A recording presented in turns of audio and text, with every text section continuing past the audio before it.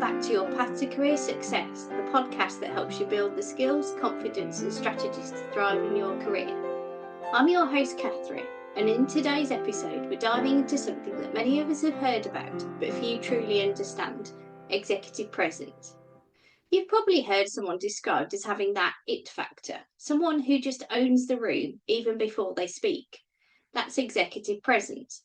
And the good news, it's not just for CEOs or top level leaders. You can develop it too, no matter where you are in your career. In this episode, I'll be sharing what executive presence really means and why it matters at every stage of your career. The key traits that make people stand out as confident, credible leaders. Practical tips to help you build your own executive presence, both in person and virtually. Simple ways to communicate with more clarity, calm and confidence.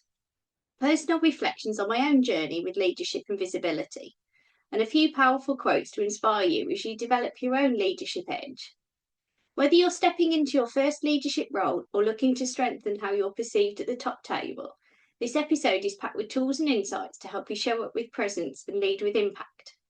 Before we jump in, grab your favourite beverage, find a comfy spot, and get ready to map out your leadership path with those light bulb moments. So let's get started. So what is executive presence really? Let's start by busting one of the biggest myths out there. Executive presence isn't just about looking the part. It's not just about wearing a smart, sharp suit, having a firm handshake, or speaking with a booming voice. Those things might help, sure, but they're only surface level. Executive presence is deeper than that. It's a subtle, powerful combination of how you show up, how you communicate, and how you make other people feel in your presence. Think of it this way. Have you ever been in a meeting where someone walked in and without saying a word, completely changed the energy of the room?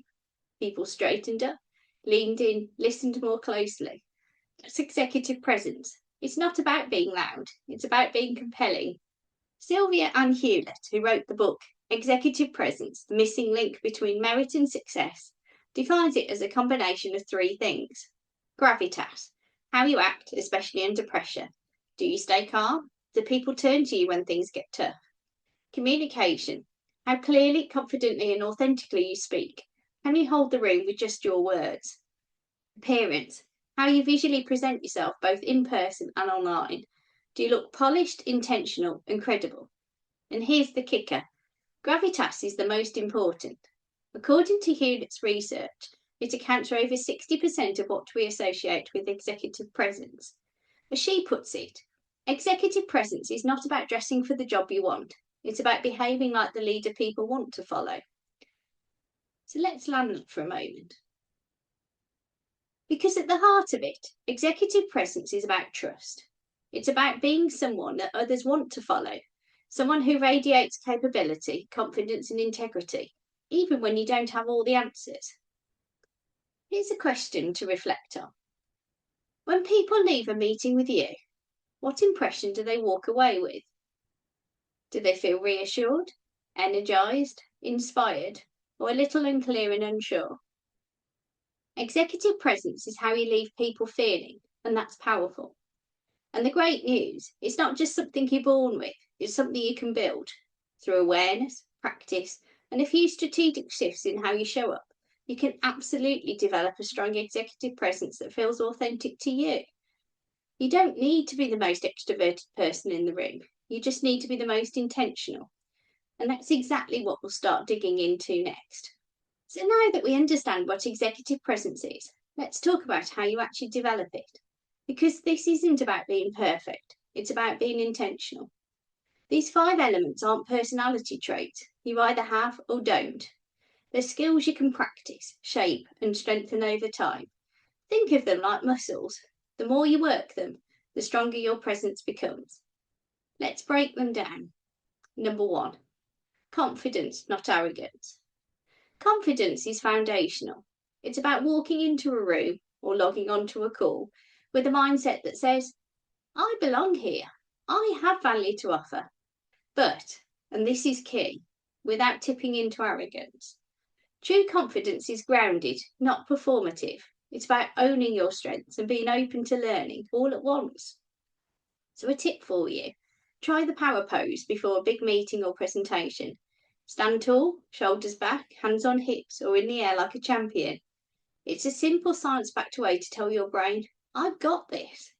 Amy Cuddy's TED Talk, Your Body Language May Shape Who You Are, is a must-watch if this resonates with you. A little mini mindset shift for you. Think, what value can I add today? Instead of, do I sound smart enough? Number 2, clarity and communication. One of the most overlooked aspects of executive presence is clear communication. This isn't about fancy words or sounding professional. It's about getting to the point, making complex ideas simple and speaking with purpose. If you waffle, ramble, or over-explain, people might tune out, or even if your idea is brilliant. So a little tip, practice the power of the pause. When you pause, you create space for people to absorb what you've said. You also give yourself time to think, which actually makes you appear more confident and in control. So a little mini mindset shift. Ask yourself, what's the one thing I want people to remember after I speak? Number 3, active listening. Here's the secret about strong leaders. They don't just speak well, they listen exceptionally. And not the kind of listening where you're waiting for your turn to talk, but active, intentional listening. When you really hear someone, you build trust, credibility, and influence. People want to follow leaders who understand them, not just instruct them. So here's a tip. Try this in your next meeting. Before responding, reflect back what the person said in your own words. Something like, what I'm hearing is that you're concerned about the timeline. Have I got that right? You'd be amazed how powerful this simple step is. A little mini mindset shift. Listen to understand, not just to reply. Number 4, composure under pressure. Executive presence shines brightest in moments of stress. When the unexpected happens, the people around you are looking for a steady hand. You don't need to be robotic or emotionless. You just need to stay grounded. Composure doesn't mean you don't feel pressure. It means you don't react emotionally to it in a way that disrupts your leadership. So a quick tip for you. Practice box breathing. Inhale for 4, hold for 4, exhale for 4, hold for 4. This method slows your heart rate, calms your nervous system, and brings clarity in the moment. A little mini mindset shift. I don't need to have all the answers. I just need to be the calmest person in the room. Number 5, authenticity. This one's big. The fastest way to erode your presence is to try to be someone you're not. Executive presence isn't about imitating someone else. It's about leading from who you are truly. The most magnetic leaders, they're real, they're self-aware. They don't hide their personality or try to fit into a mould. They lean into their values and use them as their compass. So as Oscar Wilde said, be yourself, everyone else is already taken. Authenticity makes you relatable. And relatability builds trust. And trust, that's the heart of influence. So a little mini mindset shift. Don't perform leadership, live it from a place of alignment. So each of these 5 elements that I've covered so far, confidence, clarity, listening, composure, and authenticity, is like a dial you can turn up over time. You don't need to master them all at once. Start where you are, pick one to work on this week and build from there. Your presence is like your signature. It's how you show up before you say a word.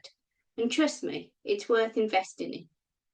You might be thinking, this all sounds great, but I don't even work in the same room as most of my colleagues.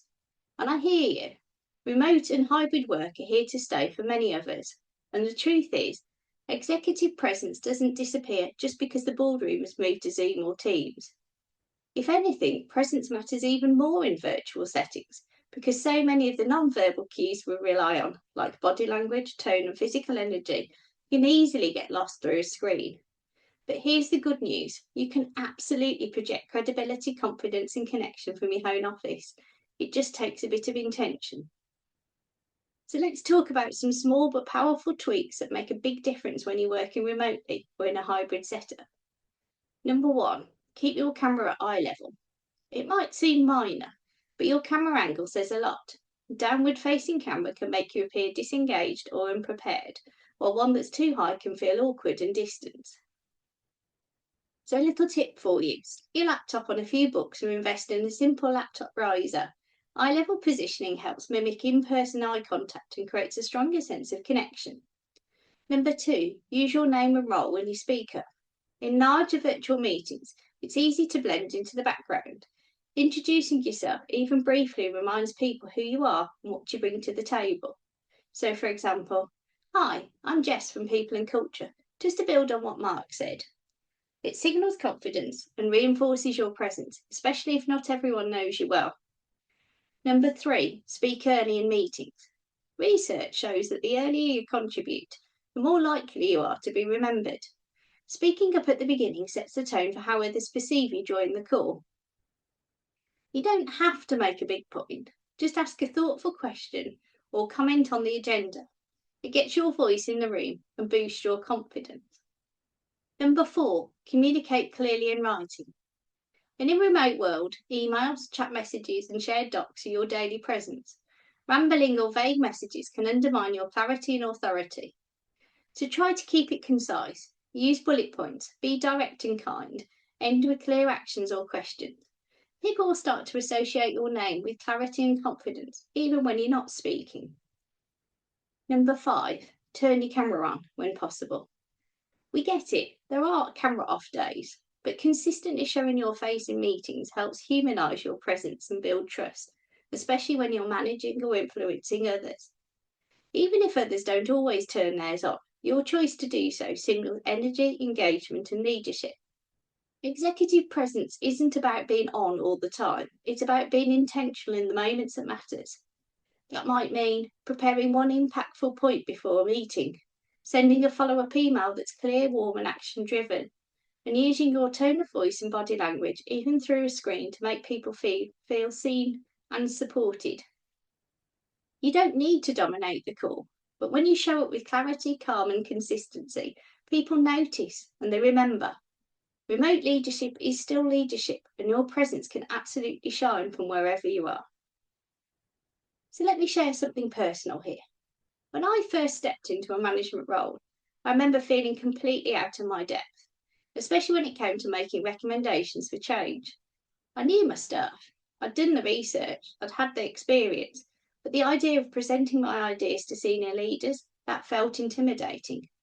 I'd sit in meetings rehearsing what I wanted to say in my head over and over, second guessing whether my suggestion was valid or if I even had the authority to propose a change. I was showing up physically, but I wasn't showing up with presence. It wasn't until a colleague pulled me aside and said, "You're in the room for a reason. We trust you. Speak like you know that." And it hit me. I was waiting for someone else to validate my presence instead of owning it myself. So I started small. I made sure I contributed early in meetings. I prepared a clear point or question. I reminded myself that leadership isn't about having all the answers. It's about showing up with intention, listening actively, and backing yourself. And over time, that confidence grew. It wasn't overnight. I learned that building executive presence isn't about being the loudest, most extroverted person in the room. It's about intentionality, how you show up, how you make others feel, and how you lead with integrity and calm. And yes, it's a work in progress for all of us. So let's land this episode with some quick, simple actions you can take this week to start building or strengthening your executive presence. No major overhauls required, just intentional steps. These are small shifts, but they create ripple effects. Number 1, record yourself speaking. Pick a short topic, maybe something you're working on or how your day's going, and record yourself talking for 1 or 2 minutes. Then play it back. Listen not to judge yourself, but to observe. Are you clear and confident? Do you overuse filler words like like, or you know? Is your tone aligned with your message? And a quick tweak, try slowing down and inserting natural pauses. You'll sound more thoughtful and composed, instantly upping your presence. Number 2, ask for feedback. Find a trusted colleague, manager, or even a friend and ask them this: how do I come across in meetings? You might be surprised in a good way. Sometimes we're doing better than we think. Other times we get a nugget of insight that helps us adjust and grow.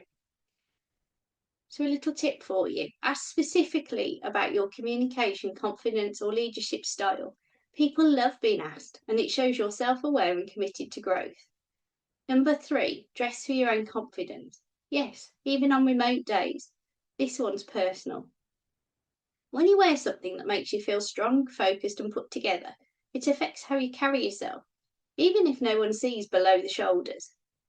This isn't about expensive suits or trends, it's about what makes you feel on. Whether it's a bold lipstick, a great fitting shirt, or just brushing your hair before that Zoom call, showing up for yourself is part of executive presence too. So in conclusion, executive presence isn't about being perfect, it's about being intentional.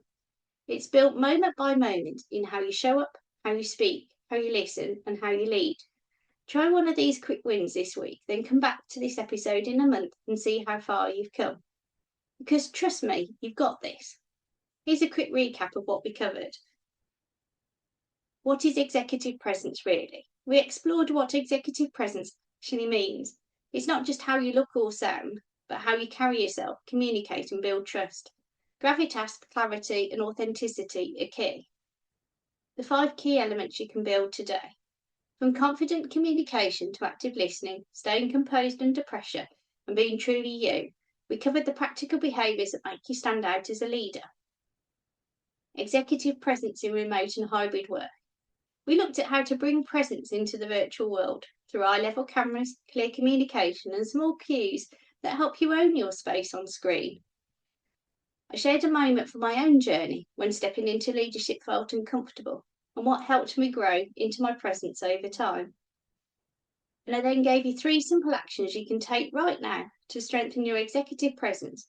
Record yourself, ask for feedback, and dress in a way that fuels your confidence. Whether you're leading a team or preparing to, remember, executive presence is something you build, not something you're born with. You're capable, you're credible, and you've got everything you need to lead with confidence. If you enjoyed this episode, please take a moment to follow, rate, and review the show. It really helps it reach others on their path to career success. And if you know a colleague, mentor, or rising leader who needs to hear this, share it with them. It might just be the boost they need. If you'd like to work with me directly or continue the conversation, come connect with me on LinkedIn or visit www.thecareerowl.co.uk. Thanks for listening, and remember, you've got what it takes to lead with confidence. Until next time, keep moving forward on your path to career success.